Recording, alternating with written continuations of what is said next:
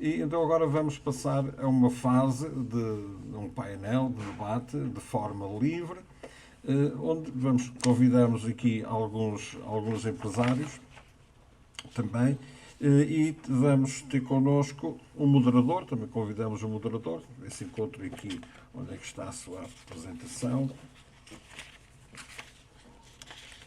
Portanto, o moderador é o Diamantino Lopes, uma pessoa que nos conhecemos e por boas razões, já há uns pares de anos. O Diamantino Fernando Azevedo Lopes. A formação académica engloba licenciaturas em Engenharia Química pela Faculdade de Engenharia da Universidade do Porto e em Engenharia de Empresas pela Universidade Católica Portuguesa. O mestrado em Inovação e Empreendedorismo Tecnológico pela Faculdade de Engenharia da Universidade do Porto e um doutoramento em Ciências Aplicadas ao Ambiente pela Universidade de Aveiro, enquanto bolseiro doutoramento da Fundação para a Ciência e Tecnologia.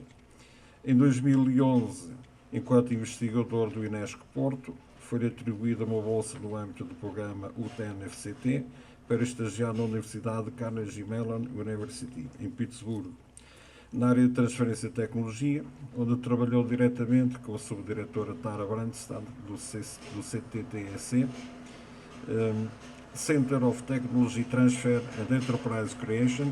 Neste âmbito, apoiou diversos projetos de startup da base tecnológica no processo de angariação de investimento. Ao longo de 26 anos do seu percurso profissional, Diamantino Lopes foi capaz de conjugar as atividades do docente do ensino superior, quadro de empresas, consultor e empreendedor. Assume-se como um serial entrepreneur, tendo criado um total de 7 empresas.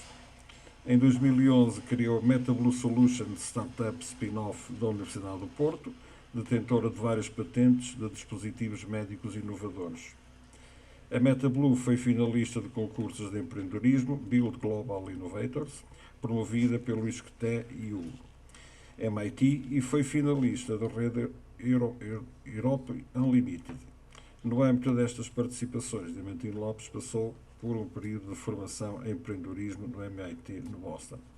Portanto, e para concluir, após cessar funções na MetaBlue, assumiu as funções atuais de Country Manager no grupo GT Consultoria.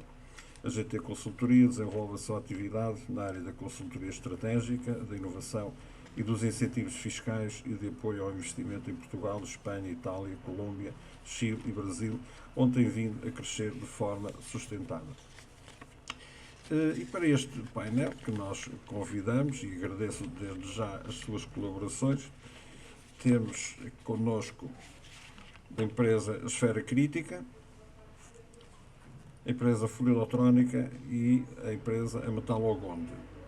Vou pedir que ocupem os vossos lugares, naturalmente, e depois vou sugerir ao Diamantino se dá uma oportunidade a cada um destes nossos amigos de fazer uma apresentação das suas empresas, uma apresentação das suas empresas, do perfil pessoal e empresarial, e também o enquadramento nesta área. E convido todos os participantes, todos de uma forma aberta, de falarmos neste espaço de maneira formal, porque estamos formalmente, eu até estou bem vestido hoje, mas de maneira simples, de tal forma que sejamos daqui mais enriquecidos. Muito obrigado.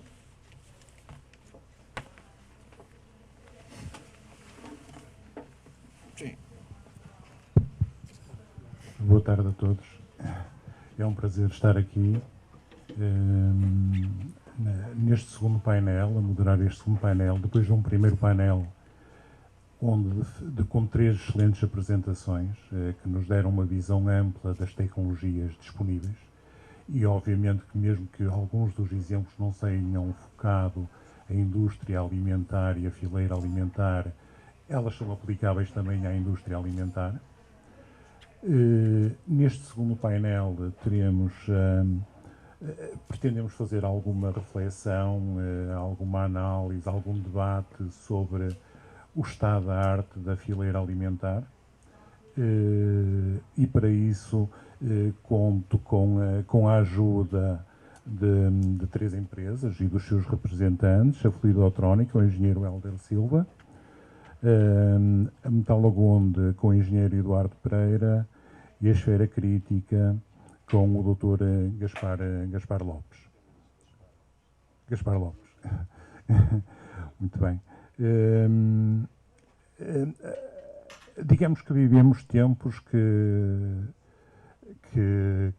implicam ameaças. Por acaso estávamos a falar, digamos, em fórum mais restrito antes do início do evento e, de facto, verificamos que a fileira alimentar, a indústria alimentar enfrenta desafios que no passado recente não existiam. Os custos de fator de produção estão a escalar exponencialmente. Ouviu hoje nas notícias que o custo dos ingredientes alimentares aumentaram 900% neste ano.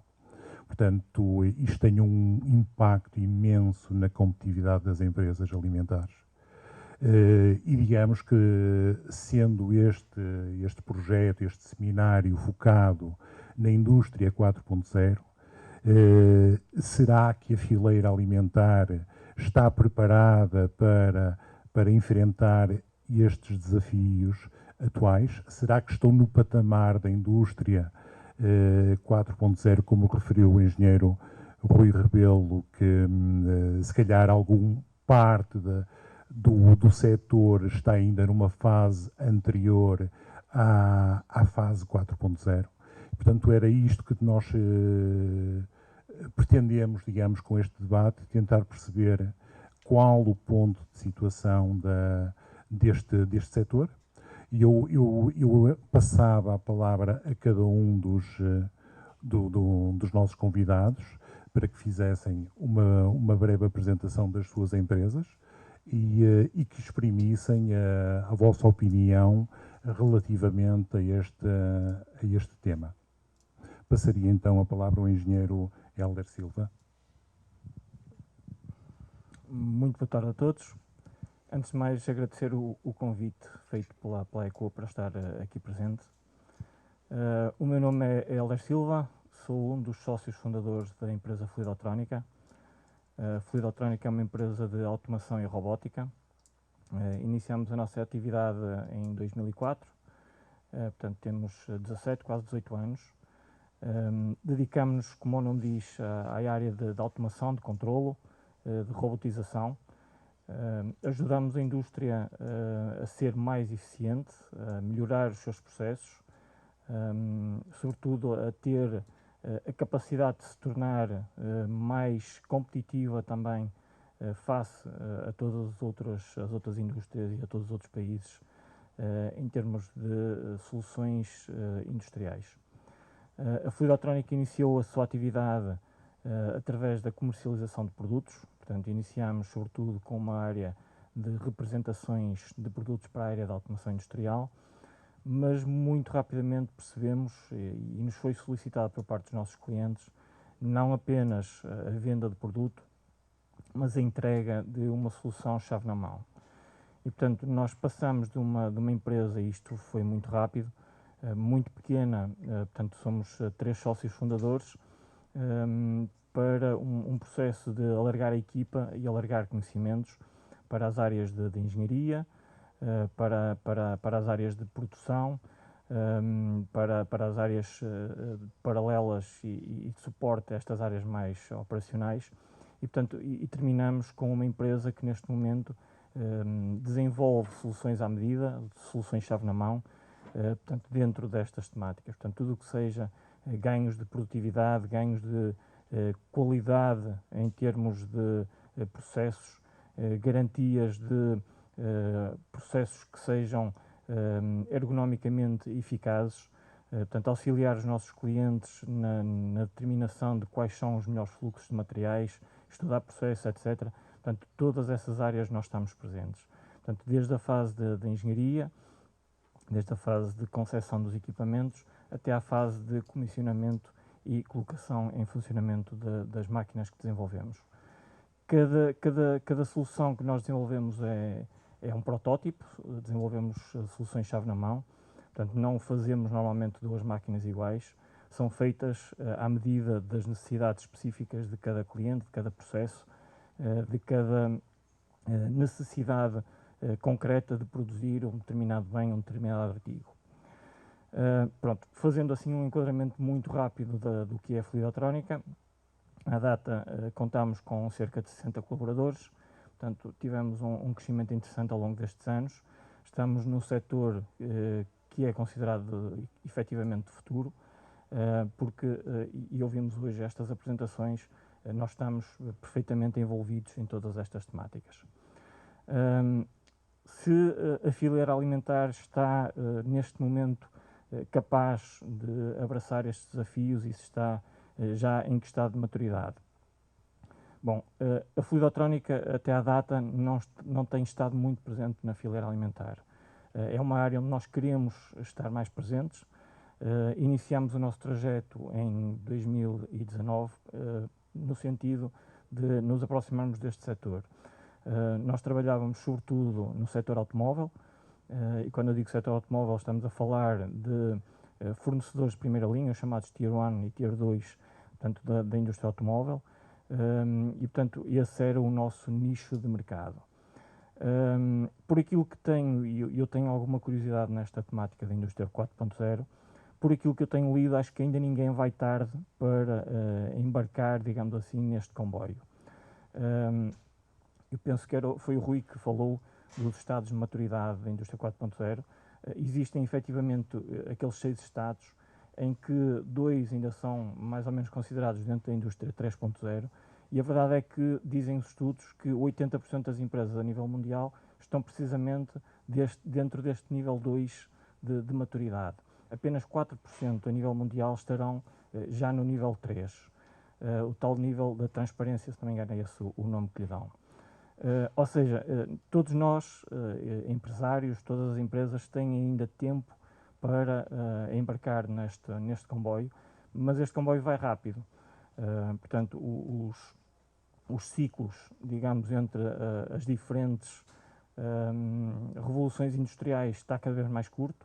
Portanto, a primeira revolução industrial teve lugar no fim do século XVIII, depois esperamos quase um século até à segunda revolução industrial, portanto entre o fim do século XIX e o início do século XX, depois já só esperamos mais uns 60 a 70 anos para a terceira revolução industrial e agora ainda menos para esta quarta, portanto isto vai ser muito rápido e está em plena velocidade de aceleração.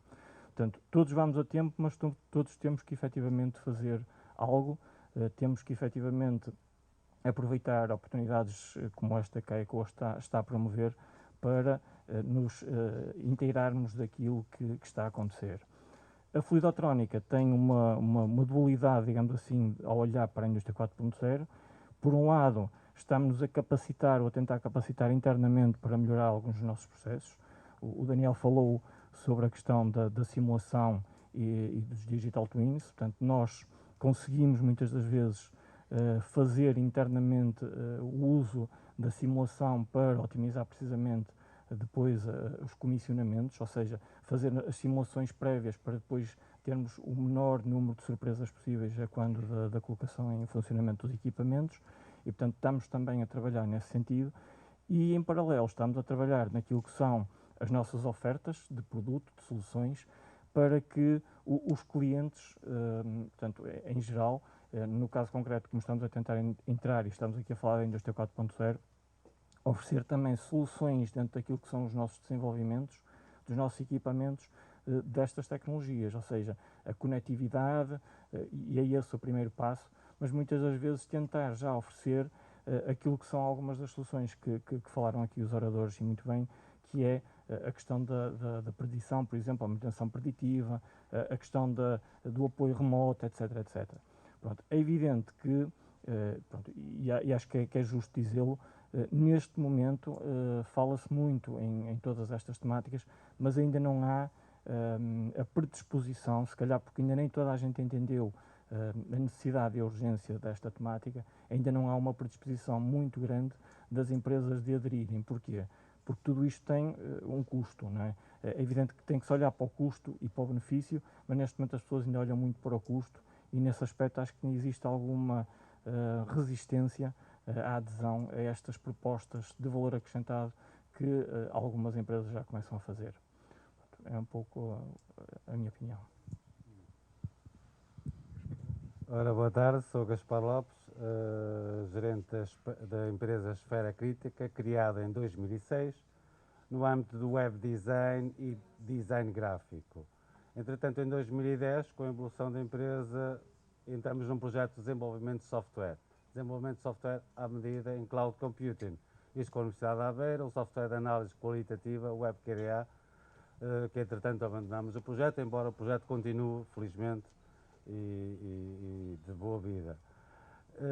E atualmente desenvolvemos, ao longo destes anos, ganhamos competências a nível de desenvolvimento de software e trabalhamos muito de encontro ao cliente, software de gestão, ou seja, integração com o software de faturação, o ERP, software que normalmente se chama software de gestão de faturação, e nós fazemos o software que vai tentar reunir todos esses dados e juntar com o quê? Com gestão de estoques, gestão documental de cada processo, desde o processo de orçamentação.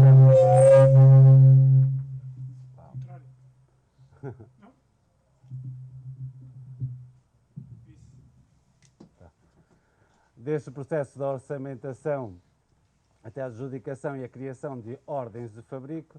Essas ordens de fabrico vão ter custos, ou vão ser contabilizados os recursos humanos, vai ser contabilizado o custo de máquinas, horas em máquinas, vai gerir todas as encomendas a fornecedores para cada ordem de fabrico, o que vai ajudar depois na reorganização, e a gerência da empresa vai conseguir em tempo real saber o estado da produção, os custos que cada ordem de fabrico está a acarretar em cada área.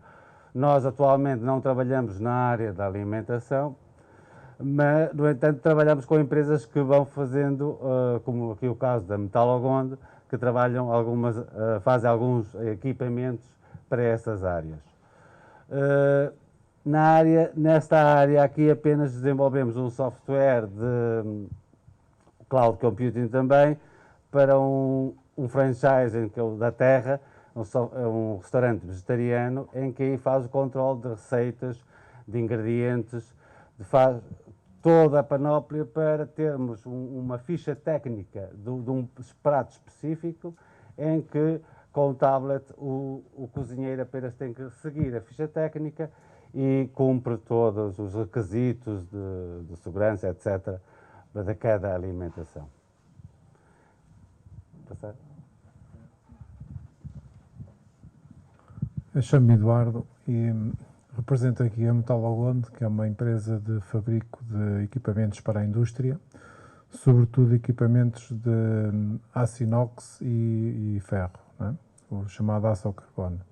É uma empresa que foi constituída em 99, com origem numa outra anterior, também que já fazia mais ou menos o mesmo tipo de equipamentos.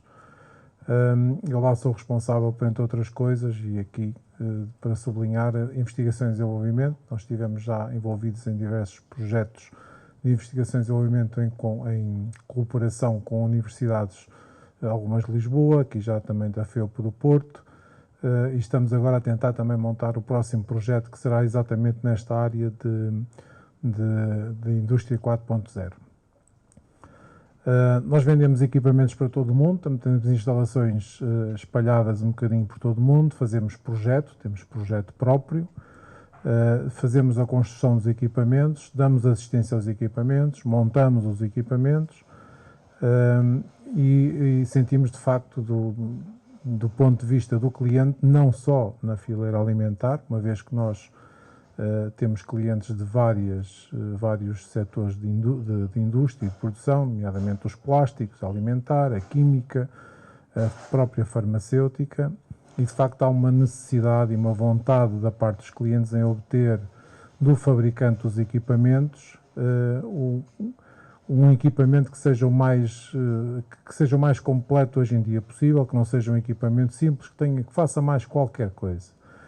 Estamos naquela fase do já agora, portanto, já que temos aqui um equipamento, já que tem este autómato, que por exemplo faz a medição do material, já agora, se nós conseguíssemos ver como é que estava aquilo lá dentro, então pronto, vamos montar lá mais uma câmara de vídeo, vamos montar lá mais um sensor, e então os equipamentos têm digamos, ganham alguma complexidade ao longo dos últimos tempos. Já aqui disseram, eu não quero repetir muito aquilo que o colega Helder disse da Fluidotrónica, o sentimento que ele tem dos clientes deles são muito similares aos nossos. Há aqui muita similitude nisto.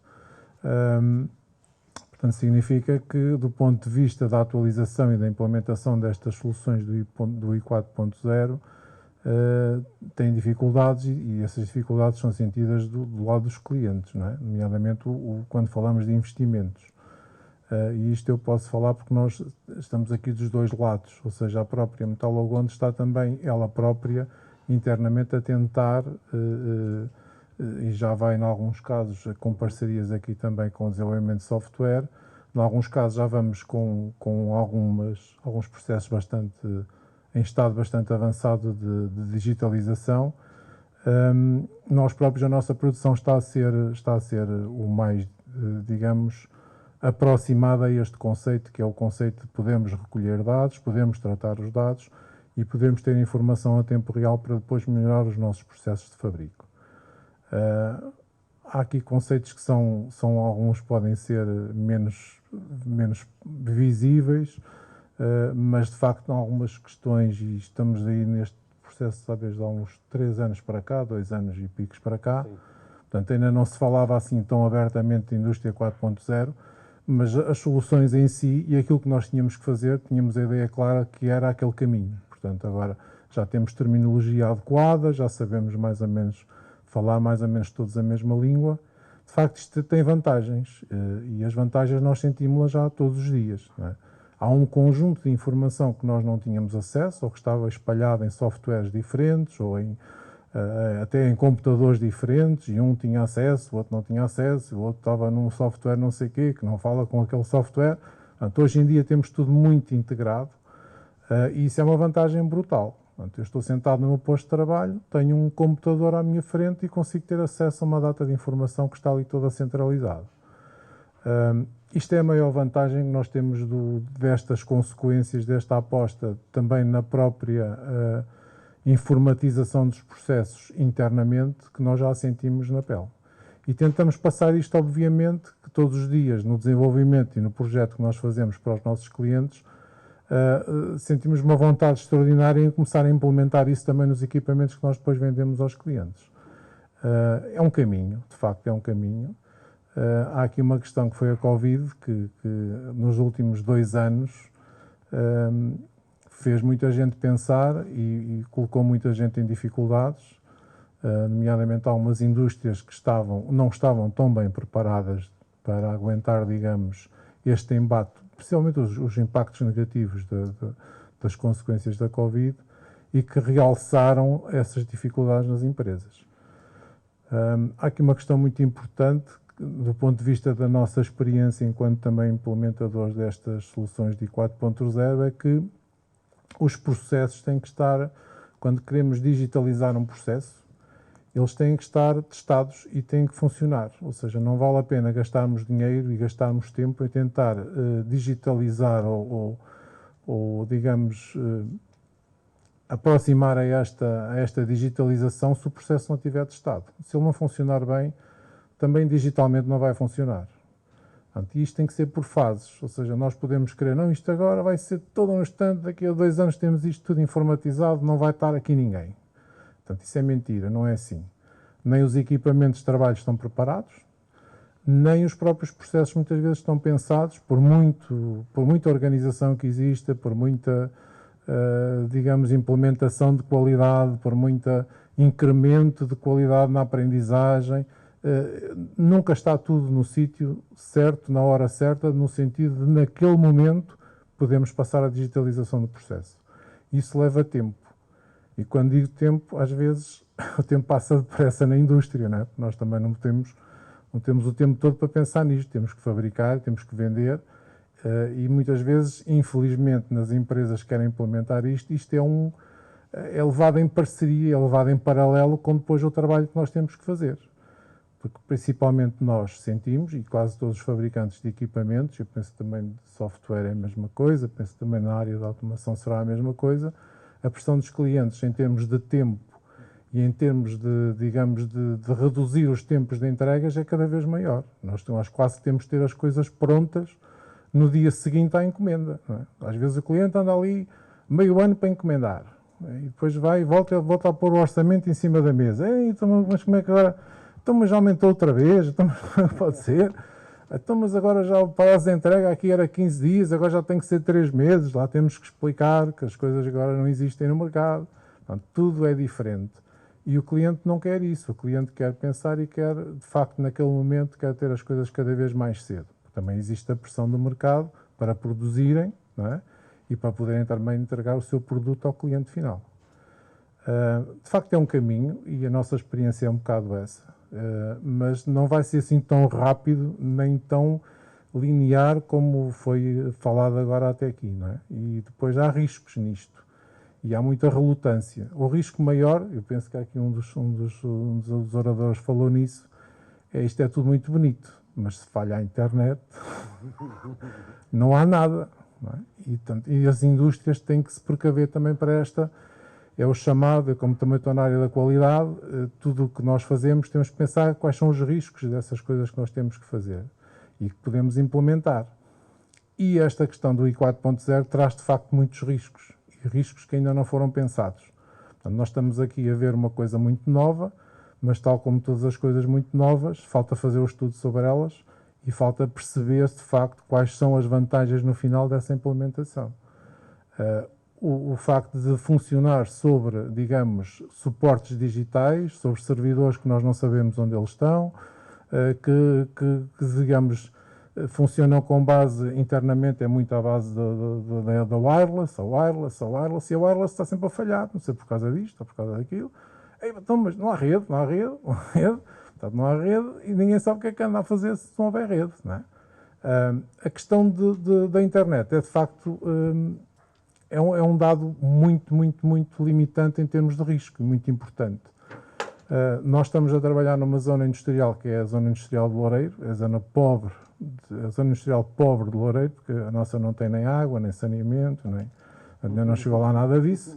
Depois há uma outra um bocadinho mais feliz, nós ainda somos assim um bocadinho... Portanto, nós somos do tempo em que para trabalhar tivemos que pagar a baixada elétrica para podermos em 99 começar a trabalhar. Tivemos que pagar a ligação elétrica. Nós, para termos internet de fibra, está aqui uma testemunha, tivemos que pagar a uma operadora para colocar lá a fibra e pagámos a baixada toda, uma linha dedicada para termos a fibra lá. Não é?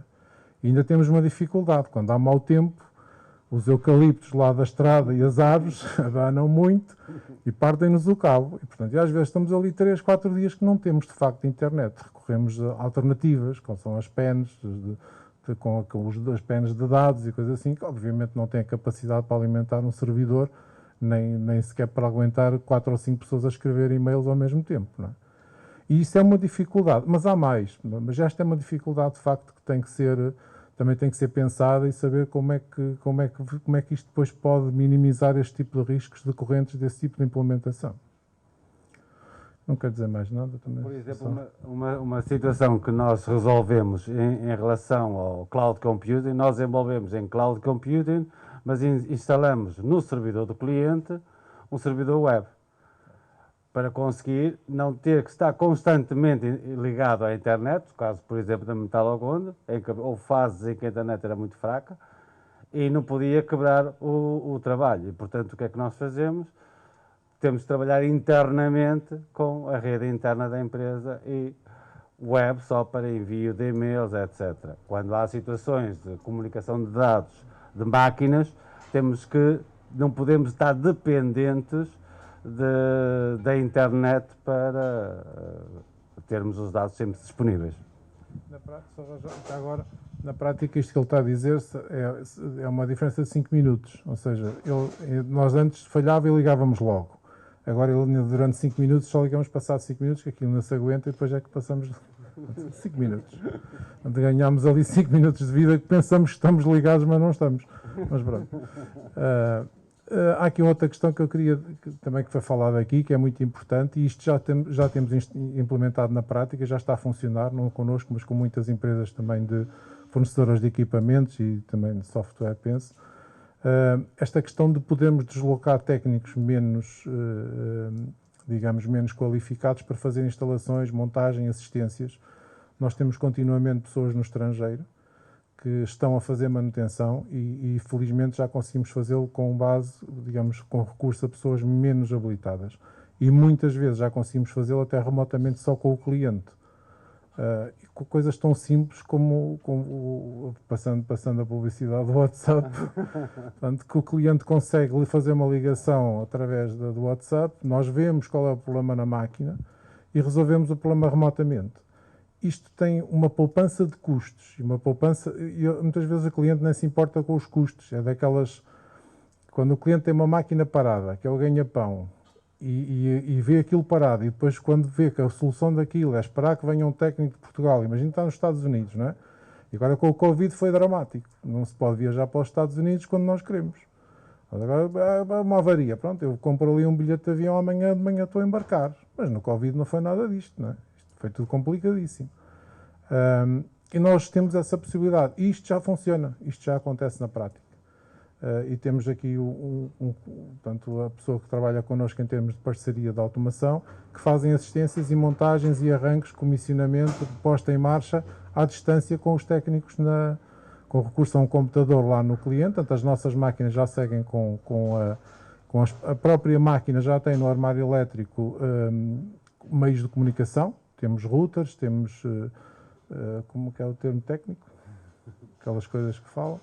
Liga-se lá um cabo, portanto o cliente fornece internet à máquina e nós a partir de remotamente conseguimos mexer inclusivamente na máquina, mudar software, fazer o que for.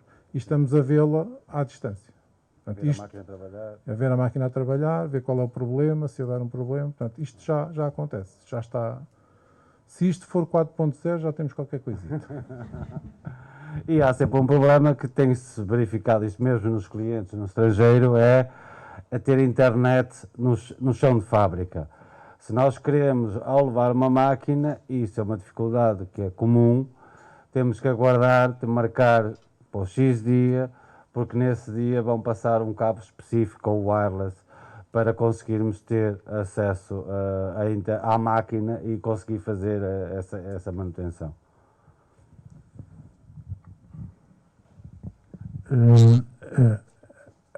O engenheiro Eduardo Pereira referiu que participou, e eu queria pegar nesse ponto, em projetos de investigação e desenvolvimento, presumi que, das suas palavras, que em consórcio com universidades.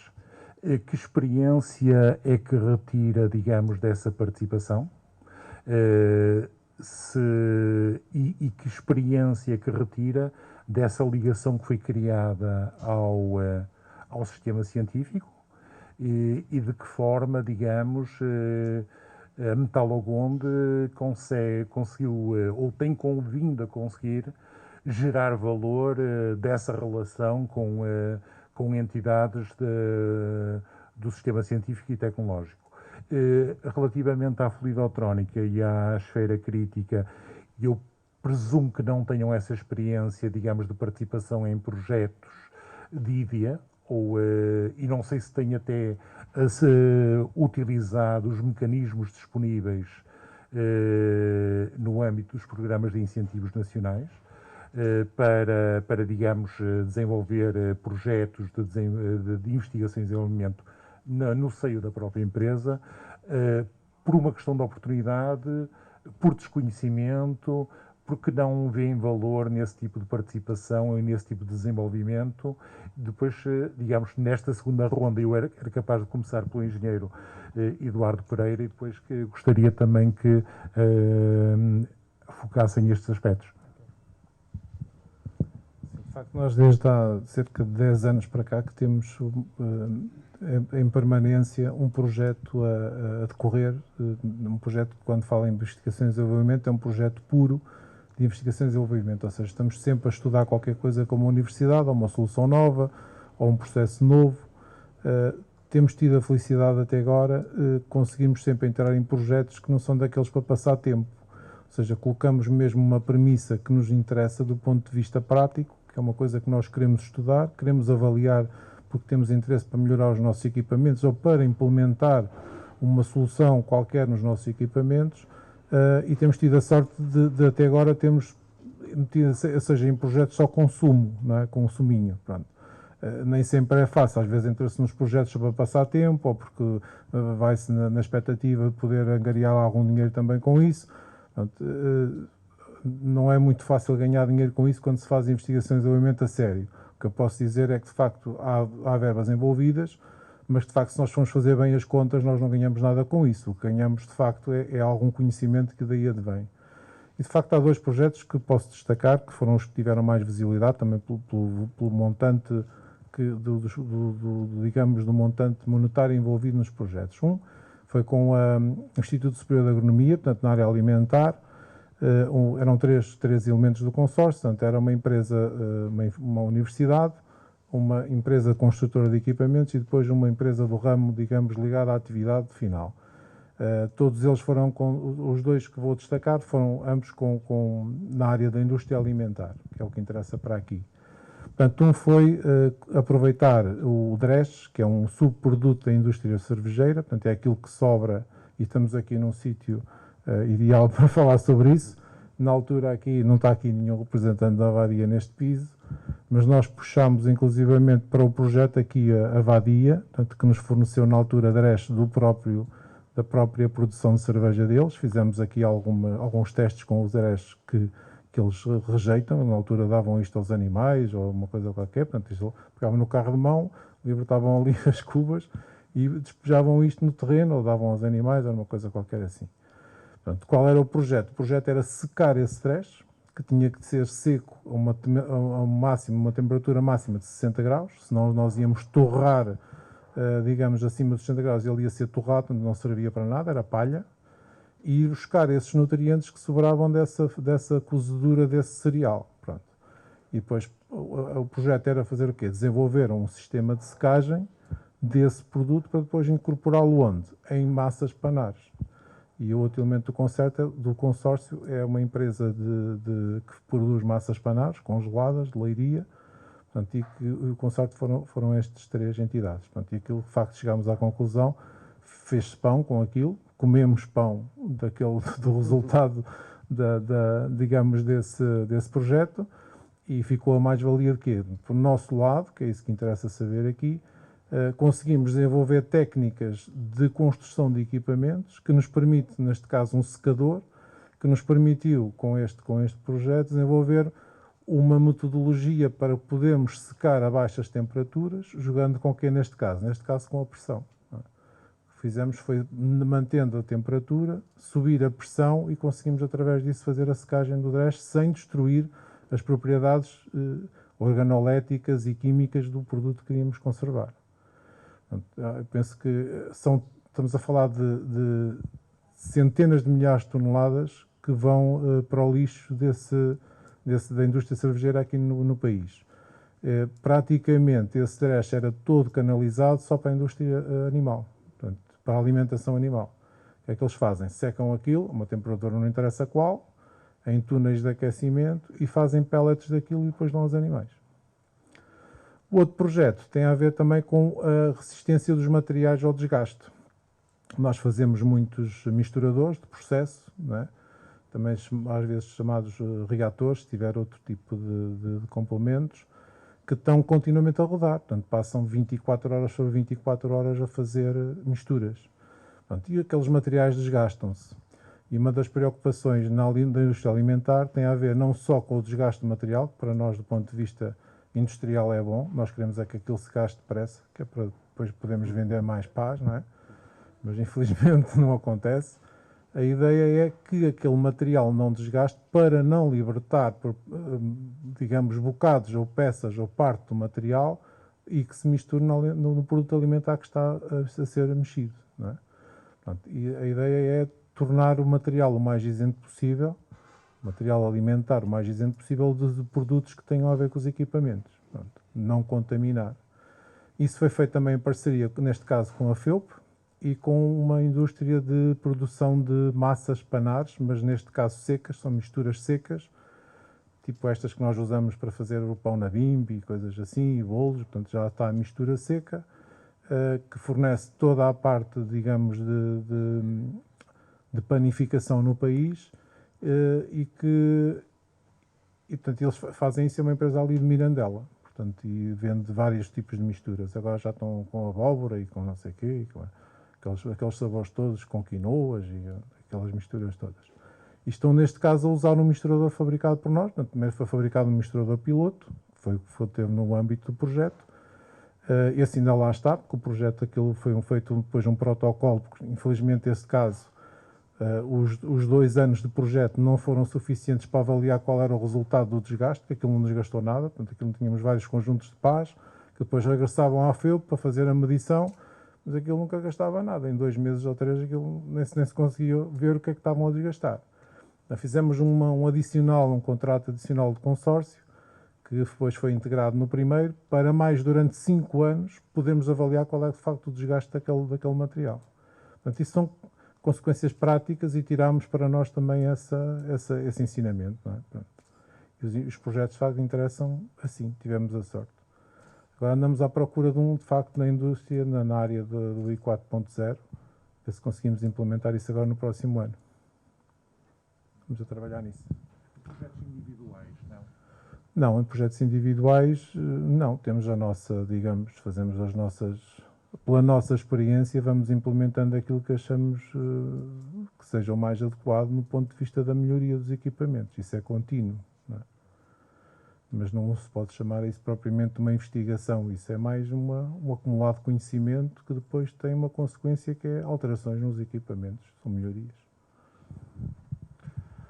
Sim, investigação atualmente não estamos a fazer. Fizemos sim no período de 2010 e 2016 no desenvolvimento e acompanhamento de software WebQDA, de software de análise qualitativa. Aí sim, em conjunto com a Universidade de Aveiro, estivemos sempre nesse processo de investigação para o desenvolvimento de software. Atualmente não estamos direcionados para nenhum projeto, no entanto, lógico que fazemos sempre constantes pesquisas, constantes estudos de novas soluções e o que é que nós podemos, e o que é que está a sair no mercado, o que é que nós podemos aproveitar para resolver as novas funcionalidades mais depressa, porque o cliente quer sempre as coisas para ontem, acha que programar é simples, acham que as soluções de hoje para amanhã estão feitas e, portanto, nós temos que também encontrar novas soluções que consiga dar uma resposta mais adequada e fiável às nossas soluções. Bom, nós efetivamente já tivemos um projeto em parceria com o INEGI, no caso. O objetivo era, portanto, nós temos, uma vez mais, ligado muito ao setor dos plásticos, que é um setor onde nós trabalhamos muito, ligado ao setor automóvel. Nós desenvolvemos aquilo que nós chamamos mãos presas, garras, enfim, os nomes são muito diversos. Mas basicamente estamos a falar da ferramenta acoplada a um robô para retirar peças dos moldes. Muitas das vezes são dadas funcionalidades diferentes a essas mãos presas, portanto não só retirar as peças dos moldes, mas efetuar funções adicionais como colocar insertos, colocação de IML, portanto o processo de mold labeling, que é a colocação de reclames, de publicidade, de etiquetas no fundo, numa determinada peça, com uma sobreinjeção em cima desse material. Pronto, e nós ajudamos a automatizar esses processos com a fabricação destas mãos presas. Mais uma vez, cada mão presa é um caso único, é feito para aquele molde em questão, e uma das situações que nós nos deparávamos repetidamente era com um peso excessivo, digamos, das mãos presas que eram preciso desenvolver para essas funcionalidades, e isso era um bloqueante, digamos assim, muitas das vezes na execução dos equipamentos.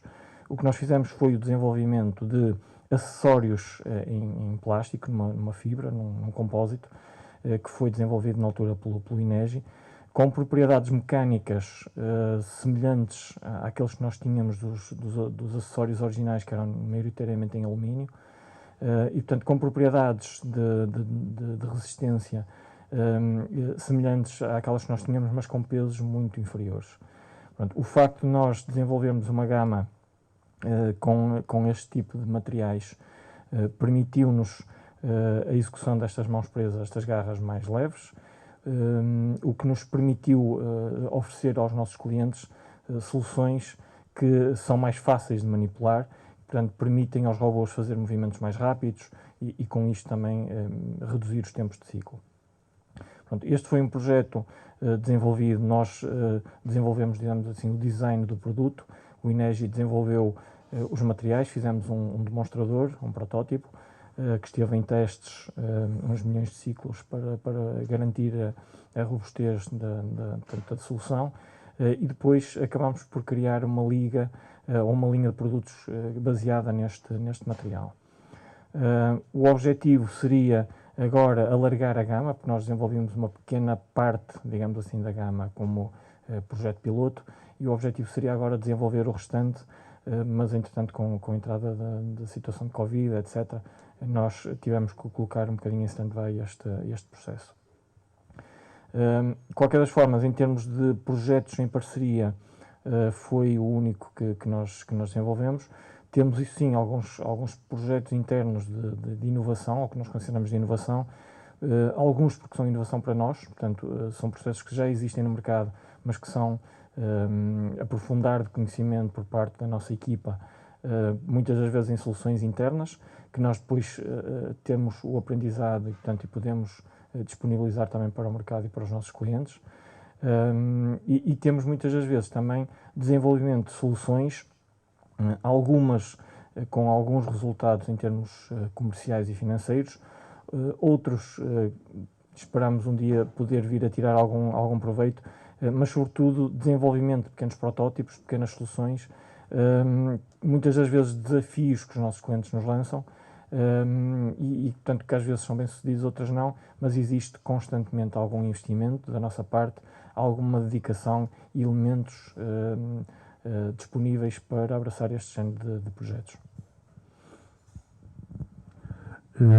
Qual o nível de conhecimento que tem dos programas de apoio ao investimento que existem? Falamos em PRR, nas bazucas, todos os dias nas notícias. Tem conhecimento desse tipo de oportunidades? Mesmo ao nível dos benefícios fiscais, no caso da Metalagonde, da participação nesses projetos de ID, por exemplo, recorreram aos mecanismos de benefícios fiscais, nomeadamente no âmbito do CIFID? E no caso de uma empresa com uma fluidotrónica ou com uma esfera crítica, eu não sei se conhecem o mecanismo de reconhecimento de idoneidade para o desenvolvimento de atividades de ID, que é, digamos, um processo de reconhecimento de competências que é promovido junto da ANI e que tem a vantagem de os vossos clientes poderem deduzir até 82,5% daquilo que pode ser o custo da vossa empresa?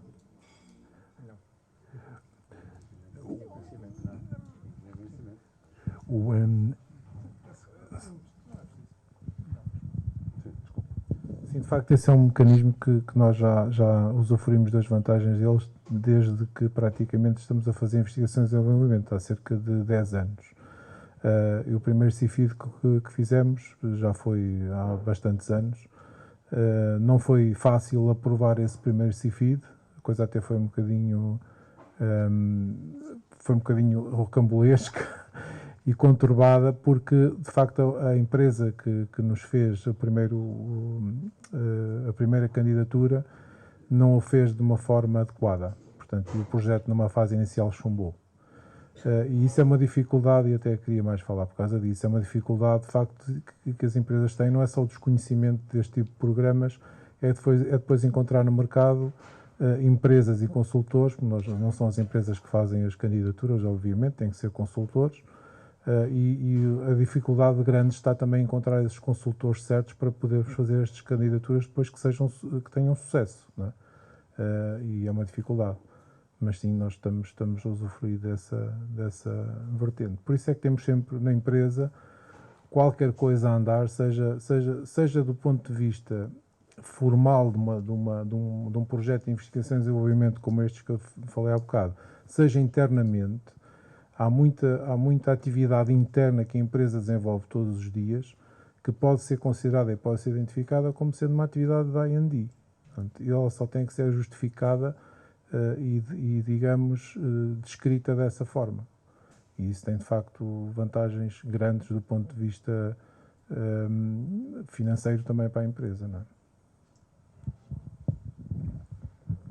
Já agora, o CIFID, sim, a Folha Eletrónica conhece, já teve algumas candidaturas a esse projeto. Conseguimos algumas aprovações. Aquilo que nós temos verificado é que ao longo dos anos a malha tem apertado muito e, portanto, a Agência de Inovação tem apertado muitos critérios e alguns dos projetos que nós candidatávamos, portanto, desde a primeira vez que fizemos candidaturas, atualmente a mesma tipologia já não é aprovada. Portanto, o CIFID nós temos efetivamente. Essa outra ferramenta que mencionou, não. Aquilo que o Eduardo mencionava, e bem, há poucas empresas com capacidade para apoiar as empresas a fazer este género de candidaturas, porque é quase impossível uma empresa que tem a sua atividade normal, que já tem os seus recursos alocados na sua atividade normal e muitas das vezes ainda os aloca para estas atividades, chamemos extra. É impossível estarmos depois a montar e conhecer todos os meandros, digamos, que uma candidatura destas carecem. Portanto, é preciso que haja empresas a dar bom suporte nesta área e, por exemplo, essa outra medida não era do meu conhecimento, portanto, nunca me foi divulgada. Portanto, a Folha Eletrónica tenta estar constantemente, tal como a Metalogon, a desenvolver algo de novo, mas a verdade é que nem sempre é garante de que nós tenhamos algum tipo de apoio ou benefício com essas atividades. Para os que estão na assistência e possam não conhecer, o CIFID é um mecanismo que permite que as empresas que evidenciem atividades de ID num determinado exercício possam usufruir de um crédito fiscal em sede IRC até 82,5% das despesas de ID. Ou seja, se a empresa conseguir evidenciar 100.000 euros de despesa de ID, 82.500 euros serão crédito fiscal numa primeira candidatura. Portanto, aquilo tem uma fórmula de cálculo, o valor do crédito fiscal tem uma fórmula de cálculo, mas que numa primeira candidatura é de facto 82,5%, em que a empresa beneficia a cabeça, ou seja, com a submissão da candidatura, a empresa menciona logo no modelo 22, no anexo dos benefícios fiscais, o valor do crédito fiscal candidatado e depois no final passa por um processo de avaliação da candidatura e no final 3 cenários são possíveis. Ou seja, a candidatura é aprovada na totalidade, é parcialmente aprovada ou até pode ser reprovada. E nesse caso, o que a empresa terá de fazer, neste cenário, digamos, mais negativo, é submeter o modelo 22 de substituição e regularizar o imposto que for devido ao Estado por esse motivo. No caso deste outro mecanismo de reconhecimento de idoneidade, basicamente passa pela obtenção de uma chancela pela ANI, ou seja, a ANI reconhece que a empresa possui competências em determinados domínios científicos e, portanto, reconhece-lhe a idoneidade nessa área científica. Significa que com essa chancela, as faturas de serviços que a empresa passa aos seus clientes são elegíveis a 100% nas candidaturas CIFID dos seus clientes. ou seja, que sem esse reconhecimento de idoneidade não são. Podem ser elegíveis, entram numa rúbrica chamada rúbrica de funcionamento, mas está limitada a 55% dos custos com recursos humanos, portanto apenas uma pequena parte será dedutível. E isto pode ser, de facto, um argumento extremamente interessante, mesmo do ponto de vista comercial, ou na abordagem a potenciais clientes, com este reconhecimento de idoneidade, referindo que o cliente pode recuperar 82,5% do custo dos serviços desta empresa e que pode ser recuperados efetivamente em sede de imposto. E efetivamente é um mecanismo extremamente interessante, acaba por ser um mecanismo de financiamento indireto pela via fiscal e estes mecanismos têm uma lógica de complementaridade e basicamente era isso que a Metalagonda faz, ou seja,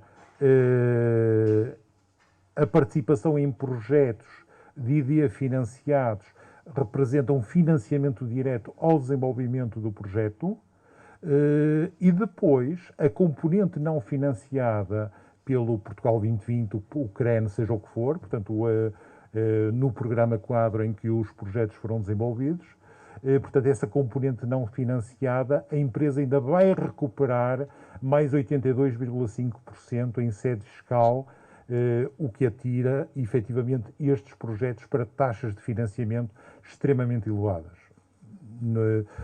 Seguramente para cima de 90%. Portanto, esta lógica de financiamento de projetos financiados, e na área do ID, o financiamento dos projetos podem chegar a 85% do fundo perdido, representa, de facto, um aspecto determinante porque reduz o esforço de investimento da empresa em investigação e desenvolvimento a um nível bastante baixo, um nível bastante residual. E isto é extremamente importante, que as empresas conheçam este tipo de mecanismos e uma associação como a ECOA pode, sem dúvida, fazer chegar este tipo de informação aos seus associados, porque são mecanismos que podem contribuir de forma decisiva para o aumento da competitividade das empresas, nomeadamente da fileira alimentar, que é, de facto, digamos, o setor que nos traz a este seminário. E efetivamente, este tipo de mecanismos são extremamente interessantes, desde que devidamente apoiados. A Metalagonda tem, de facto, uma experiência positiva.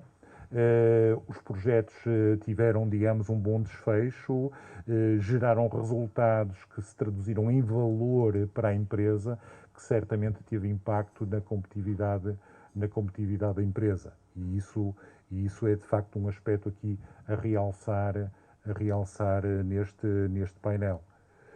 Eu não sei se... Deixa-me só dizer uma coisa que nós... Já agora. Em relação a isso do CIFID, essa segunda vertente, que é os nossos clientes poderem beneficiar desse desconto, desse abatimento aos impostos, né? Essa parte nós não estamos a utilizar, né? Porque isso nós tínhamos que veicular no momento em que apresentamos propostas comerciais aos nossos clientes, tínhamos que lá pôr uma linha a dizer, olha, daqui ainda pode ir buscar 80%. Portanto, isso nós não foi sempre, do ponto de vista comercial, nós não veiculamos isso. Eventualmente, quando há uma relação comercial já de muita confiança com alguns clientes, nós o que fazemos é, de facto, numa conversa informal, explicar aos nossos clientes, que se forem nacionais, obviamente, que podem ir buscar e podem concorrer a estes programas CIFID e que podem eles próprios elaborar as suas candidaturas e ir buscar esses apoios, não é? Mas, mais do que isso, não. E se colocar isso, ou melhor, do ponto de vista comercial pode ser complicado, não é? Nós vamos vender uma instalação completa, vou aqui 1 milhão de euros, e digo ao meu cliente, você vai comprar esta instalação 1 milhão de euros, mas vai buscar aqui 800 mil euros de apoio. Isto é a mesma coisa que nós íamos ali ao supermercado e é o pago 2, leve 3. Quando a esmola é muita, o pobre desconfia, não é? Que é mesmo assim. E isso já são, digamos, entra numa vertente que nós não podemos misturar com a vertente comercial. Não é? São outros. Isto agora estou a falar da outra vertente, que eu também, infelizmente, também tenho que dar algum apoio, que é a parte comercial. Eu não posso introduzir essa questão quando estamos a falar de vender instalações, quando estamos a falar de implementação de equipamentos, de soluções que o cliente quer para as suas unidades fabris. Nós não podemos, digamos, introduzir na conversa este tipo de assuntos, ou seja, até porque muitas vezes com quem estamos a falar e a negociar as instalações são técnicos, são pessoas que estão lá, que dominam as instalações ou que são gerentes da própria planta, da própria instalação fabril, não são as administrações. Muitas vezes não é a administração que está sentada connosco a uma mesa a fazer a negociação comercial. Portanto, eu não posso introduzir esse tema dessa forma, não é? Pronto, por isso é que não fazemos isso, não usamos. E penso que o meu departamento comercial, que no fundo é a gerência, porque é uma empresa muito pequena, portanto coincide com a mesma pessoa, recusa-se a introduzir esse tipo de tema quando estamos a falar de uma negociação ou de uma compra ou de uma venda de um produto ou de um serviço que nós queremos valorizar e não valorizá-lo através de outra forma, que será uma vantagem qualquer financeira que vai daí a devir, não é? Só por isso, só introduzir. Este tipo, efetivamente, as candidaturas CIFID, e reforçando aí neste tema, digamos que é um tipo de mecanismo extremamente democrático. Qualquer empresa de qualquer dimensão se pode candidatar, desde as empresas muito grandes até às muito pequenas. A única condição é que não tenham dívidas ao Estado. Portanto, não fazia sentido usufruírem de um crédito fiscal e sendo devedoras de imposto ou de dívidas à Segurança Social. Portanto, mas é a única condição. Mas o valor do crédito fiscal anual é de 1,5 milhão de euros máximo, ou seja, a este tipo de mecanismos também se candidatam as Vodafones, as EDPs, os bancos, portanto, candidatam-se a este tipo de mecanismos, mas muitas vezes não se tem a percepção que empresas, uma startup do ecossistema universitário com uma pessoa também se pode candidatar ao CIFID. Portanto, isto é importante que seja claro, porque efetivamente pode-se fazer, de facto, ganhos extremamente interessantes que têm impacto na competitividade das empresas. E esta ligação entre as empresas e o sistema e as entidades do sistema científico e tecnológico é determinante. Porquê? Porque para a obtenção do reconhecimento de idoneidade, a candidatura em si, portanto, a instrução do processo junto da ANI, impõe que a empresa tenha 2 declarações de entidades do sistema científico e tecnológico. Portanto, que reconheçam as competências da empresa em determinados domínios científicos. E daí esta ligação que existe entre a ECOA e as entidades do sistema científico e tecnológico que tivemos aqui presentes no primeiro painel, a Universidade de Aveiro, o INESCTEC, portanto, poderão ser as entidades que poderão intervir nesse processo de emissão das declarações. Portanto, e efetivamente esta ligação, só para terminar, esta ligação entre o ecossistema universitário e as empresas é absolutamente determinante para o aumento da competitividade das empresas e da fileira alimentar, seguramente também é.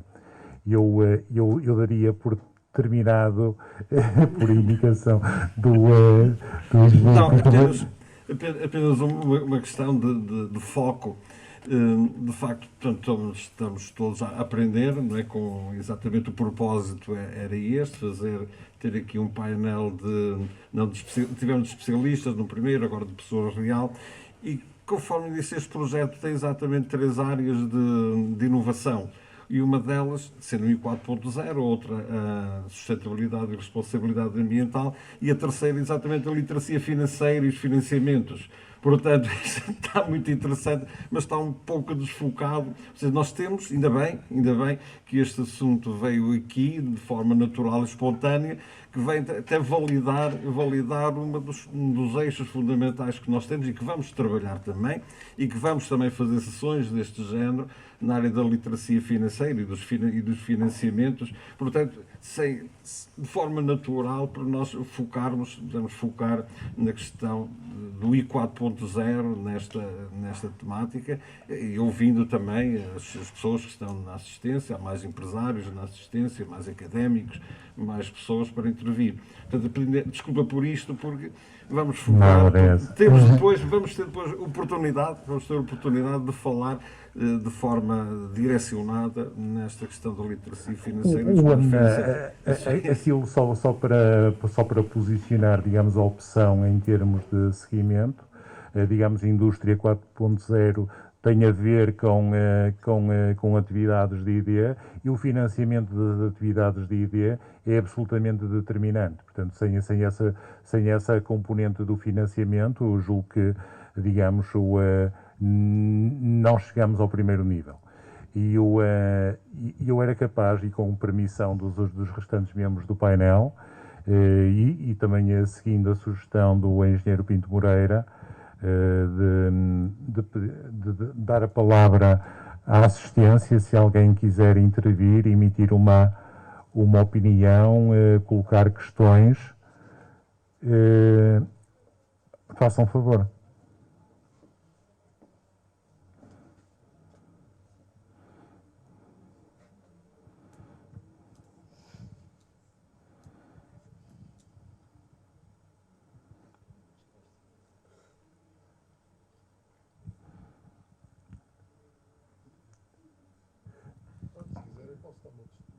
Por favor.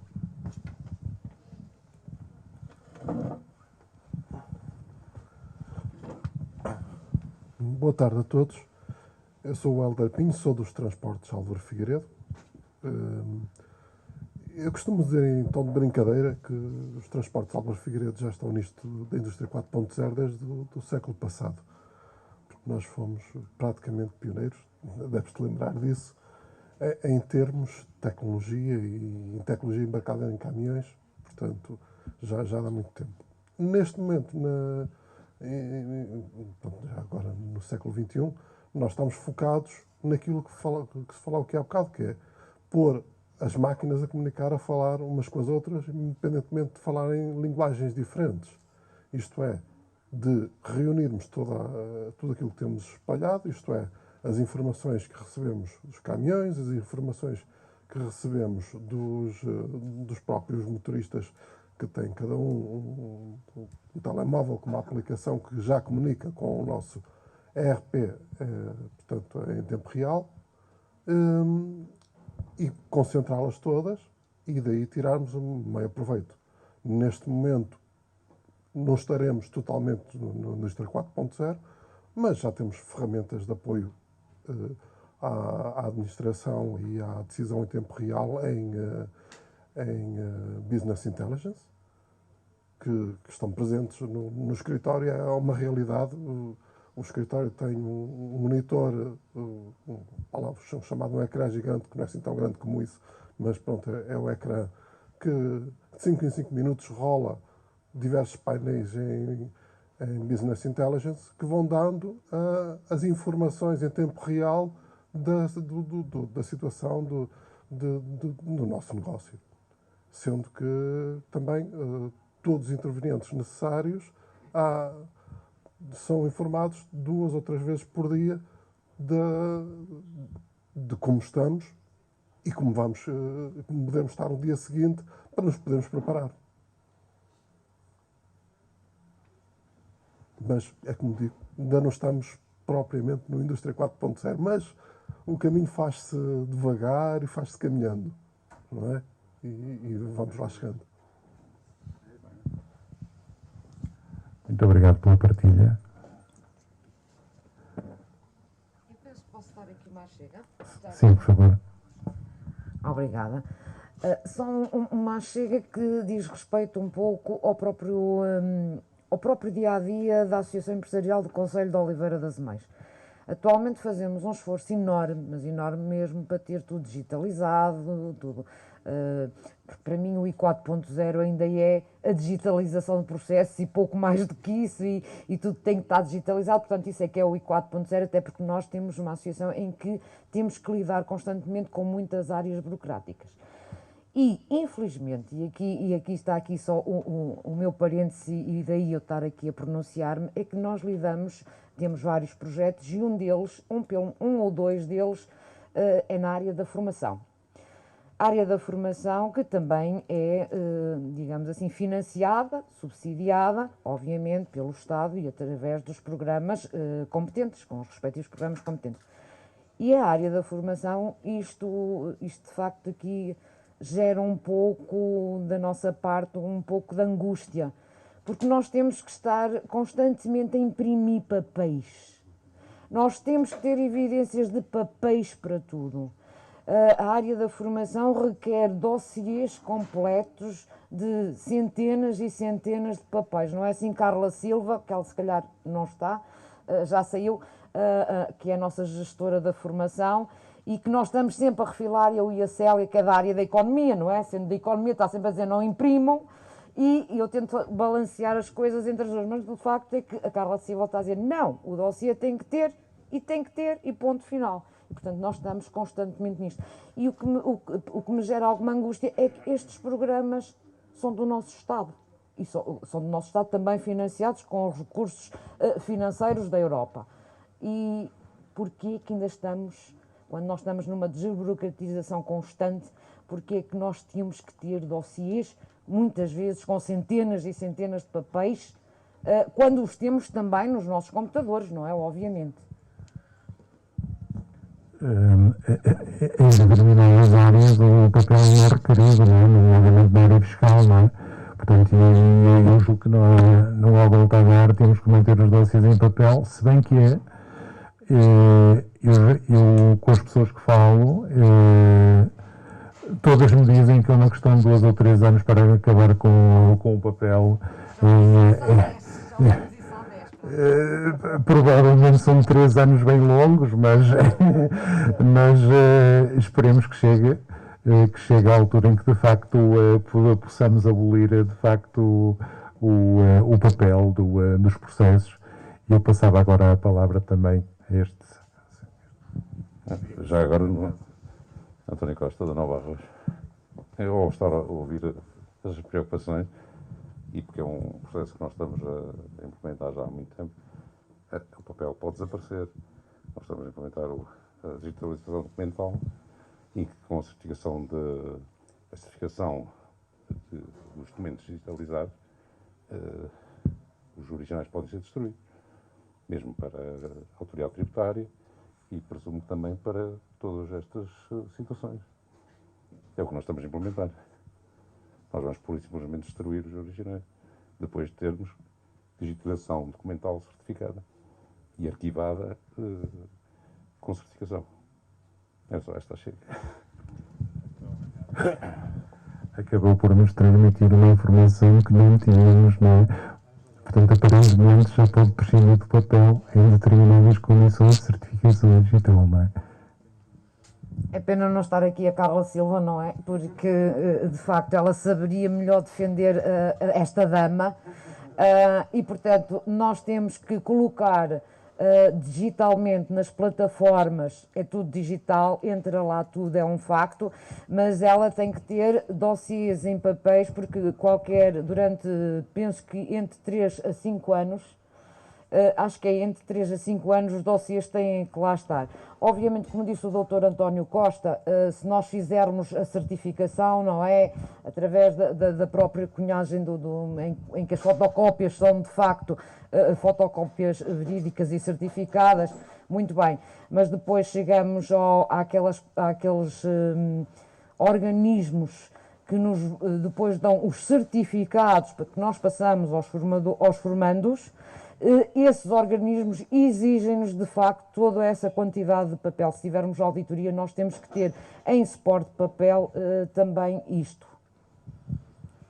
Pelo menos a Carla devia estar aqui, porque tem sido um debate constante, mas de facto há uma plataforma. Qual é aquela plataforma que nós introduzimos os formandos, recordas-te? O SIGO, exatamente, é o SIGO que faz essas exigências também, assim como a Digert, que depois para passar os certificados, se vier uma auditoria, nós somos uma associação certificada, acreditada, e portanto depois para eles nos passarem os certificados para os formandos temos de facto que ter todos esses papéis, com o handicap de termos que ter muitos armários, não é, para todos esses dossiês. Eu posso intervir também? Sim, por favor. Sim, claro. Ora bom, é assim, eu trabalhei numa empresa grande, uma empresa gigante na área editorial, e na altura fizemos grandes avanços técnicos e tecnológicos que se calhar foram passos gigantes naquela altura, porque não havia condições para o fazer. Eu lembro-me de que assumi a área da informática em 2000 e em 2000 ainda os fotojornalistas iam para os estádios com rolos de película para fazerem a captura das imagens, e depois havia um estafeta que levava as imagens ou os rolos cortados a meio para as redações, para poderem ser impressos e para saírem as imagens nesses dias de jogos. Portanto, os jogos que fossem à noite tinham só imagens da primeira parte, porque não havia tempo para fazer imagens da segunda parte. Estamos a falar em 2000. Em 2003 inaugura o Dragão e nós, em parceria com a Vodafone, que na altura era Telecel, nós tentamos implementar a comunicação online na altura com os dados que eram 16 bits, com placas PCMCIA nos portáteis, para podermos transmitir as imagens, ou seja, enviar as fotografias digitais para a redação, para podermos ter imagens durante o jogo todo, na altura o Porto Barcelona, que foi na inauguração do Dragão, e conseguimos, fomos o primeiro órgão de comunicação social a fazer esse tipo de transmissão.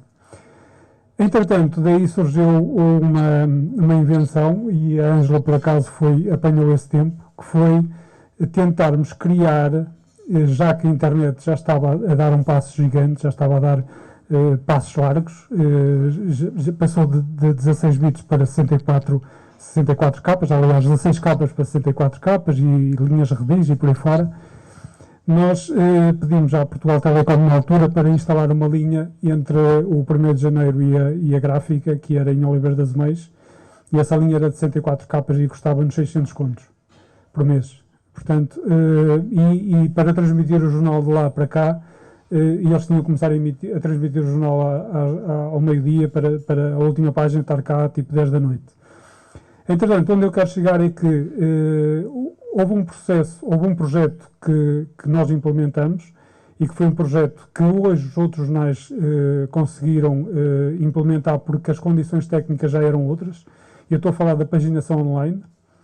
A paginação online foi um projeto que foi criado pela Folha Cultural e que consistia basicamente no seguinte: todos os clientes que tinham jornais, e estamos a falar de jornais regionais, jornais que tinham muitas dificuldades, tinham que comprar o software, ou 2 ou 3 softwares, estamos a falar de PageMaker, InDesign e por aí fora, e que eram softwares caríssimos e que toda a gente tinha esses softwares pirateados. E então a conclusão, a nossa proposta era muito simples, era nós criarmos a paginação e os clientes paginarem sobre os nossos servidores. Nós estamos a falar em 2003, 2004. Ou seja, a internet era ainda uma criança, um bebê. Só que o projeto era tão bom que nós internamente implementamos, já que não podíamos implementar nos clientes naquela altura, implementamos internamente, e funcionou lindamente, e funcionou. Era a sopa, Pronto. sistema online de paginação não assistida. Aquilo era muito bom porque e estamos a falar portanto, em 2003, 2004. Constava de um servidor ter páginas tipo, modelos tipo. A editora do jornal ia escolher as páginas tipo para aquela edição. Estamos a falar do 1º de janeiro, que era diário, na altura, o Norte Desportivo e o Motor. O editor escolhia cada uma das páginas para aquela edição. Quando passava para a redação, o jornalista sabia que ia escrever para a página 24, por exemplo, em que tinha a lead com não sei quantos caracteres, tinha o texto e tinha o título, não é? Tinha a fotografia. E ao paginar, imagina que estava num evento qualquer, fora da redação, com o computador paginava diretamente naquela página. Quando se submetia o texto, o editor recebia um alerta de que a jornalista tinha finalizado o texto, entrava em correção, o editor fechava a correção e a página estava pronta. Portanto, isto era tão simples como estar um jornalista num congresso qualquer do PSD, do whatever, e conseguir fazer ele próprio a página, inclusive o fotógrafo fazer a fotografia, enviar a fotografia cair, colocar naquele sítio, e a página estava automaticamente fechada. Isso na altura, nós quisemos implementar esse sistema para os nossos clientes, os jornais pequeninos, mas a internet foi um travão drástico nesse projeto. Mas nessa altura já se falava em grandes avanços na tecnologia.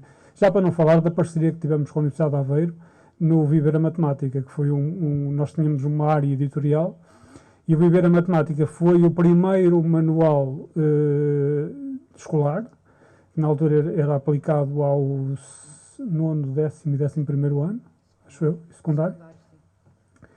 E foi a partir do Viver Matemática que nasceu os manuais online. Portanto, a Universidade de Aveiro, em parceria connosco, e esse manual foi o primeiro manual a ter os cadernos de exercícios online, em que juntamente com o manual ia uma senha, não é?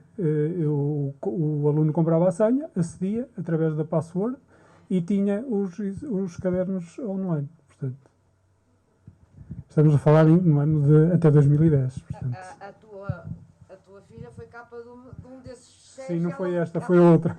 Então ainda era a mais velha. Ainda era mais velha. Ainda era mais velha. Portanto, ela ia com uma couvinha aqui em cima na cabeça, que recordo-me, ela era bebê. Não, é assim, a tecnologia tem esse bem, não é? Está sempre em evolução, está sempre, pronto.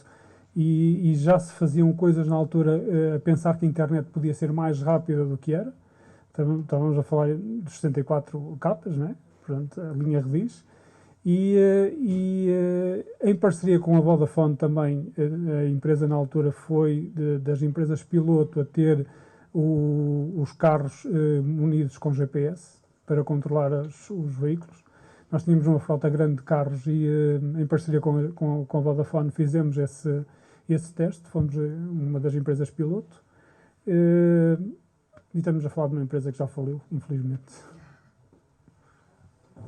Mas referiu um projeto interessante de colaboração entre uma empresa, foi a Folha Cultural, não foi? E uma entidade do sistema científico e tecnológico, que foi a Universidade de Aveiro. E tivemos outras, tivemos por exemplo,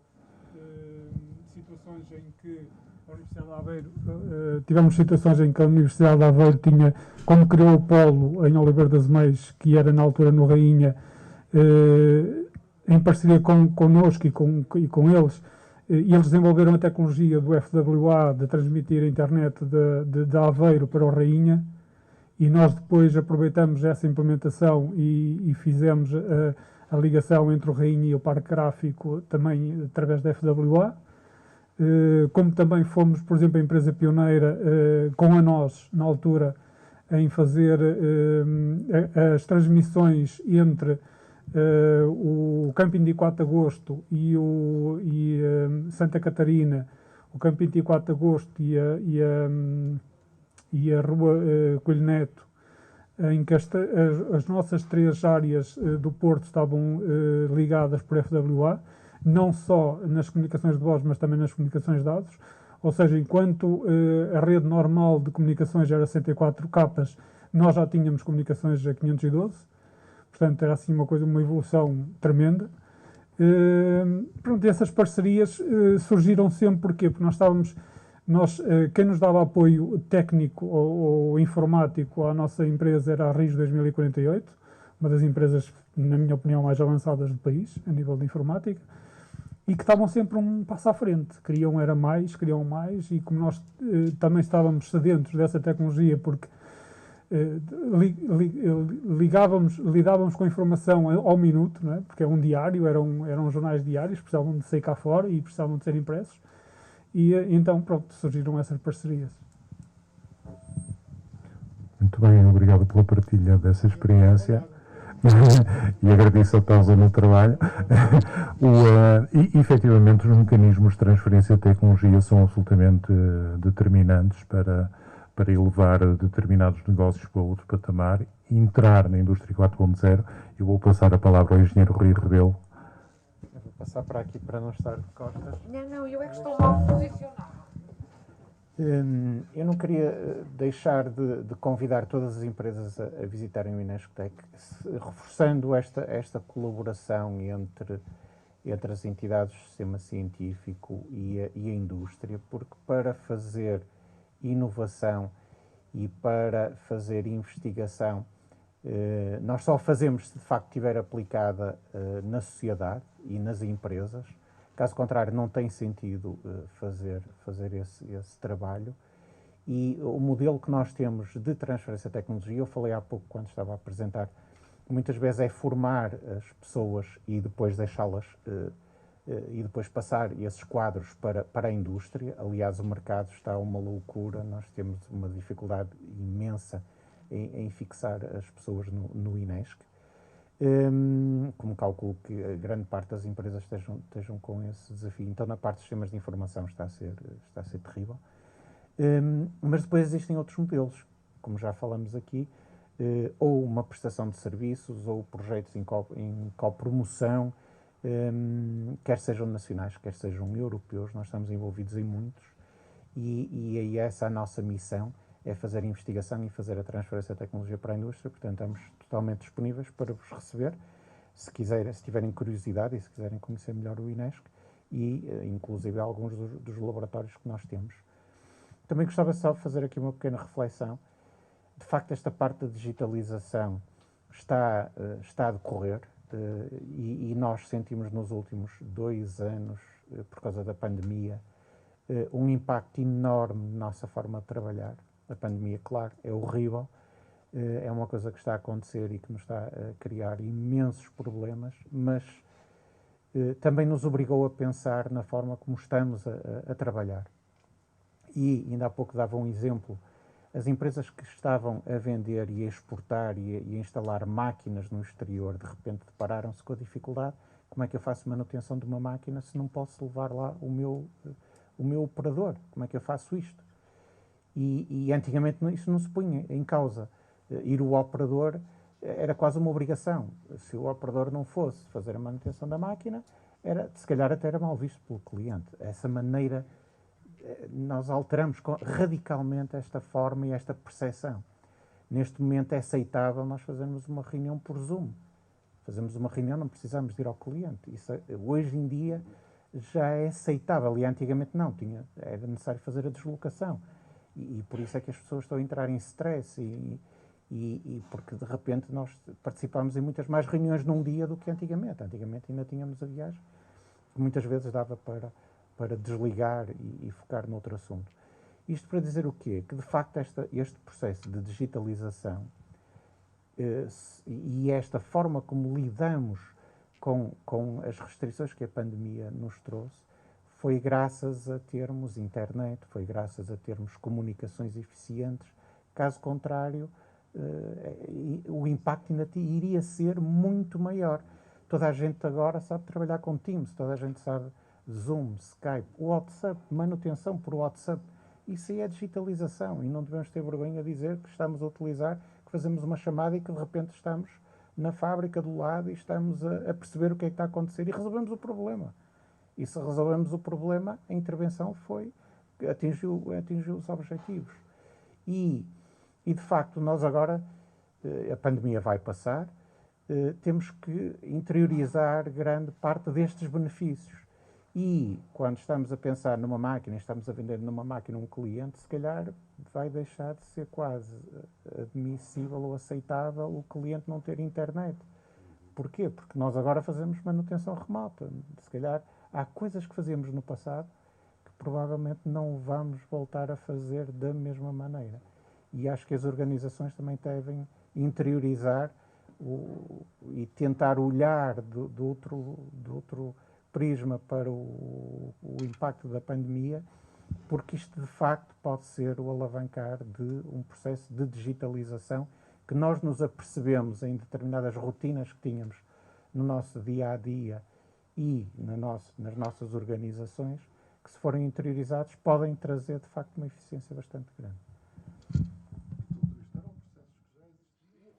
Já estavam testados e prontos a vender a própria virtualização da assistência já existia e já estava economicamente no mercado. A Vodafone já tinha isso para o cliente particular, em que o cliente particular, quando tinha um programa no router em casa, com o telemóvel, era uma ligação virtual em que ele dizia assim, olha, tens de ligar o cabo ali, e aparecia na imagem do router dele o sítio onde ele tinha de ligar o cabo. Nós achávamos engraçado. Eu não achava desengraçado, mas isso já existia, é verdade. Pronto. Tudo isso já estava. Os Teams e os Zooms já o fazíamos, só que não era dada importância e não era de uma forma uma questão cultural. E não era isso. Nós até éramos apelidados da, sei lá. Digamos que o Covid trouxe coisas boas, não é? Eu acho que das más, mas acabou nesta... O Covid alterou muitos paradigmas, não é? Portanto, a mesma forma de fazer negócio, as reuniões deixaram de ser presenciais para serem em videoconferências e as empresas fecham negócio por videoconferência, muitas vezes sem nunca terem reunido presencialmente com a outra parte. E eu falo por mim, portanto, eu no período de pandemia fechei negócios com empresas por videoconferência, nunca estive com aquelas pessoas à minha frente na minha vida. Portanto, de facto o Covid trouxe-nos efetivamente uma alteração de paradigma, mesmo na forma como se faz negócio. O regime de teletrabalho, por exemplo. As pessoas estão ligadas através das redes, portanto, passam a trabalhar em casa, o local de trabalho passou a ser, a não ser em empresas industriais, mas em empresas como a Fluidotrónica ou a Esfera Crítica, é perfeitamente possível trabalhar em regime de teletrabalho, portanto, e efetivamente as coisas mudaram. E isto leva-nos a um outro aspecto que eu gostaria que fosse abordado também, que tem a ver com a qualificação dos recursos humanos. Quando se fala em indústria 4.0, em transferência de tecnologia, para haver transferência de tecnologia para uma empresa, a empresa tem que ter recursos humanos capazes de assimilar e endogeneizar na empresa, na organização, aquelas tecnologias.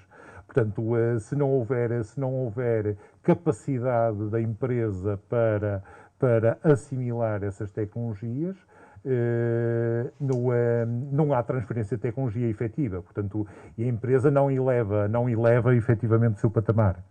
Não sei se podem também emitir opinião. Eu não sei se mais alguém da assistência quer intervir.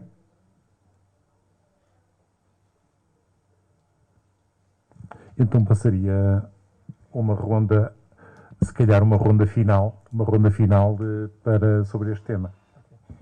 Essa é uma questão pertinente. O Rui há bocado referia que o mercado está um bocado confuso em vários aspectos, não é? Já falávamos há bocadinho nas cadeias de abastecimento, etc., mas também no mercado de trabalho está muito volátil. E, portanto, isso existe essa dificuldade num sítio como o Inesc, por exemplo, que tem uma localização muito central. Imaginem as dificuldades que existem em Oliveira das Meias. Portanto, que para além de todas os outros constrangimentos, está a meio caminho, sensivelmente, entre dois grandes polos, que são o polo de Aveiro e o polo do Porto, portanto, nós ou conseguimos, efetivamente, captar principalmente pessoas mais locais, ou então o que acontece, e isto é experiência, as pessoas até vêm nos primeiros tempos e dizem isto faz-se bem, mas a verdade é que ao fim de um ano a fazer 40 km para cada lado ou 50 km começa a criar algum cansaço. E portanto existem aqui duas vertentes, uma é a quantidade de recursos, que é muito escassa, há muita gente e sobretudo nestas áreas a emigrar, é uma constatação, é um facto. Há uma segunda dificuldade que é, efetivamente, no caso concreto aqui em Oliveira das Meias, em termos de acessos e facilidades, porque não há praticamente transportes, por exemplo, para as pessoas se deslocarem sem serem viaturas próprias. E depois existe a terceira questão, que é efetivamente o nível educacional. E aí eu acho que nós estamos bem servidos. Portanto, existe boa resposta, eu acho que as faculdades estão a fazer um bom trabalho, acho que as pessoas que vêm para o mercado vêm muitíssimo bem preparadas de base, acho que o nível inclusive tem subido muito nos últimos anos. E, portanto, a nossa percepção em termos de fluidotrónica é que os elementos que nos surgem são elementos muitíssimo bem preparados, com muita vontade de aprender. É evidente que com paradigmas e com abordagens diferentes em termos de postura daquilo que era, se calhar, uma ou duas gerações anteriores, mas mesmo assim muito motivados, muito interessados em fazer algum tipo de trabalho diferenciador. Mas depois existe, no nosso caso em concreto, mas de uma forma geral, acho que no mercado, esta dificuldade de recursos que acho que é transversal. Na verdade, para o chão de fábrica é sempre, não estamos a contar que os licenciados vão trabalhar, dependendo da indústria, mas o que acontece é que, na verdade, os jovens estão muito mais à vontade com as tecnologias e aí não se põe essa questão. Facilmente se adaptam às tecnologias, às inovações que a empresa está a tomar. Sendo as pessoas com mais alguma idade têm sempre alguma dificuldade. E isto também, esta obrigação de ficarmos em casa, que criou também mais à vontade. As pessoas mais velhas foram obrigadas a direcionar-se mais para as tecnologias, para o computador, para o telemóvel, em trabalho. E isto facilita esta adaptação.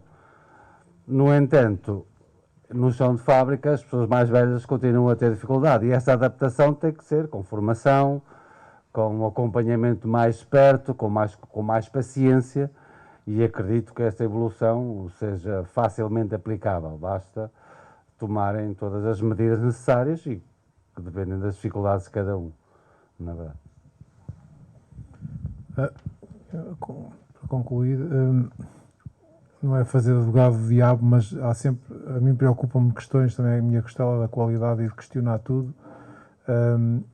Há bocadinho já alertei para esta questão dos riscos, de facto, do que riscos é que o I 4.0 pode trazer.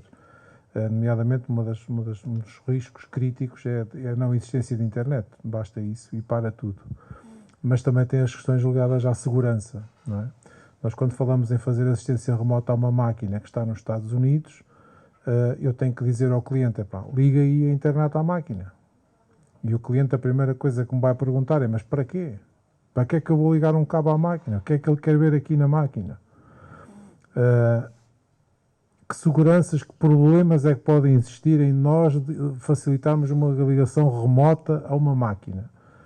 Normalmente as redes, e com acesso a uma rede, seja por cabo, seja Wi-Fi, é uma rede que não é fechada normalmente, né? E se a rede não estiver devidamente protegida, um acesso remoto pode abrir, digamos, informação ou disponibilizar a informação de forma acidental que a empresa quer proteger de alguma maneira. E isto eu falo no sentido ao contrário, não é? Nós, quando compramos uma máquina nova, agora já não há tanto stress, mas quando já criámos mecanismos de defesa, não é? Mas quando se comprou a primeira máquina que vinha lá com aqueles mecanismos todos, ligação à internet e não sei quando, a primeira coisa que o chefe me manda fazer é, já desligaste o cabo da máquina. E é que eles depois põem-se aí a ver o que é que a gente está a fazer. E vão...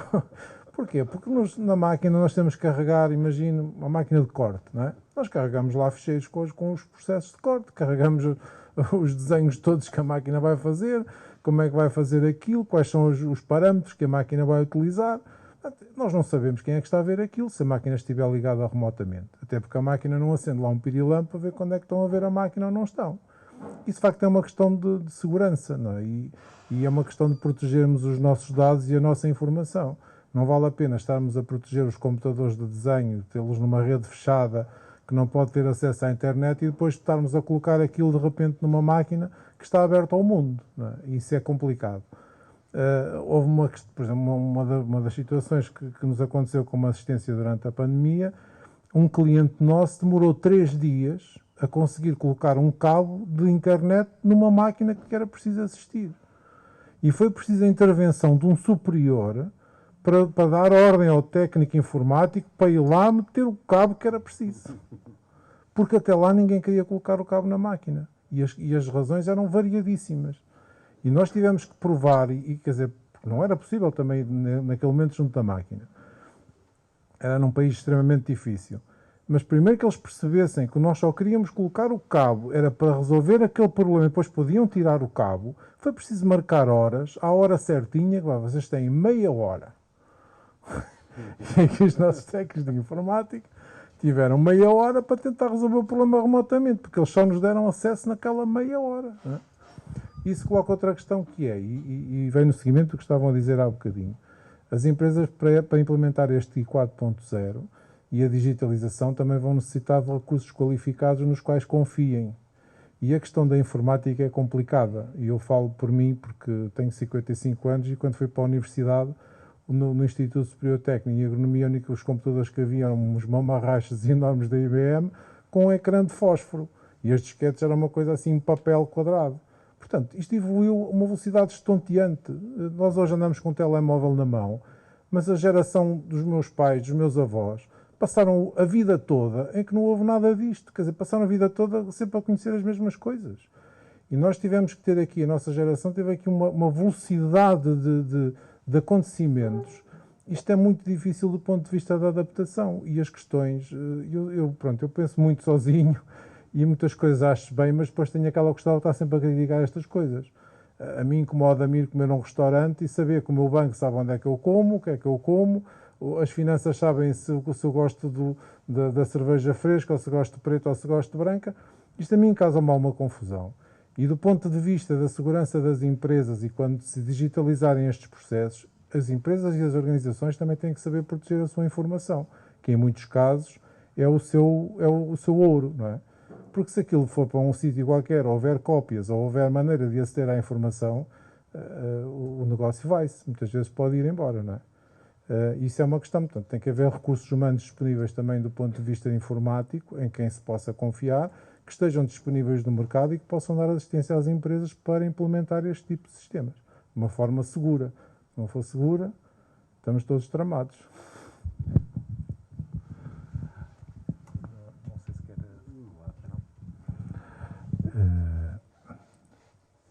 Não sei se mais alguém quer tecer algum comentário, alguma intervenção.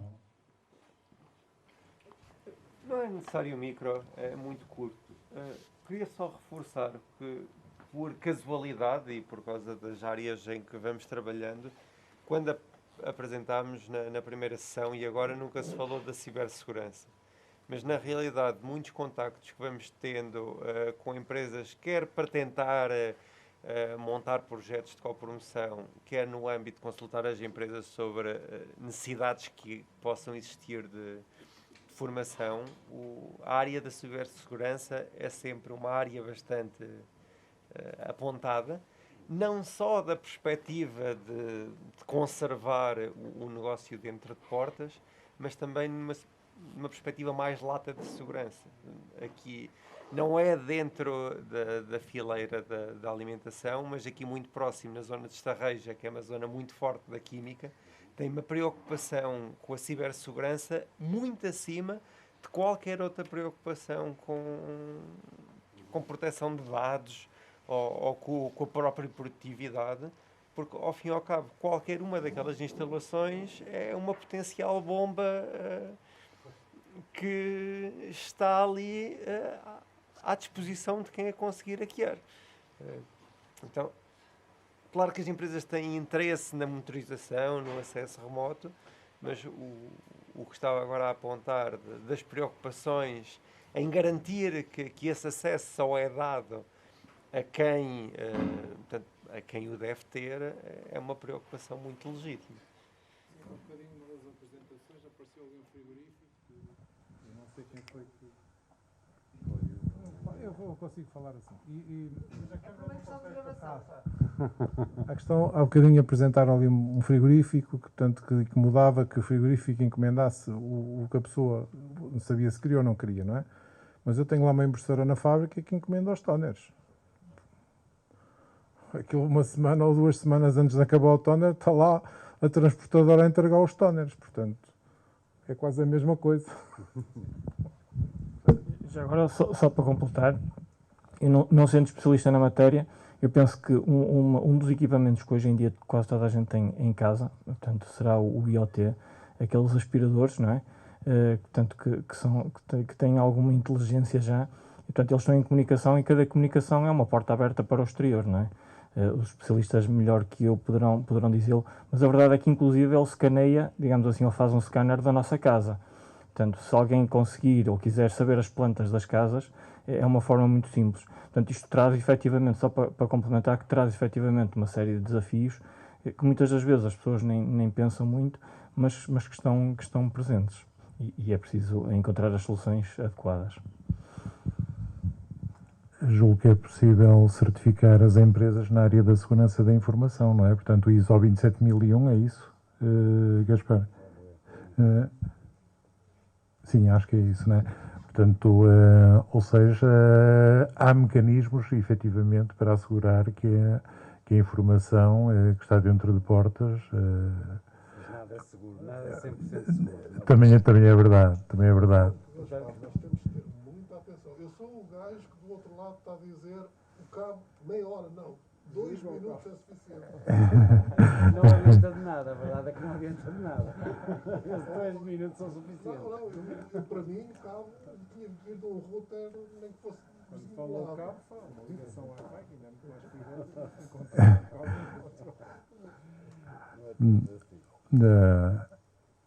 perigoso. Julgo que podemos dar por terminado este debate, que foi extremamente interessante. Eu acho que nós ficaríamos aqui muito mais tempo. Agradecer a todos, aos elementos do painel, às pessoas que tão pacientemente estiveram desse lado e estão disponíveis também para intervir e para emitir as opiniões interessantes que acabaram por partilhar connosco. Eu, da minha parte, dou este debate por encerrado. Passo a palavra ao engenheiro Pinto Moreira para que ele proceda ao encerramento do evento.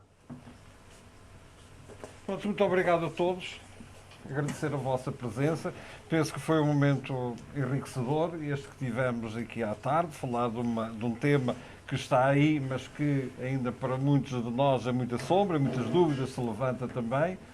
E agora convidar a todos para uma degustação da cerveja artesanal. Nós estamos exatamente aqui no espaço para isso e também comermos alguma coisa que já faz tempo. Muito obrigado a todos.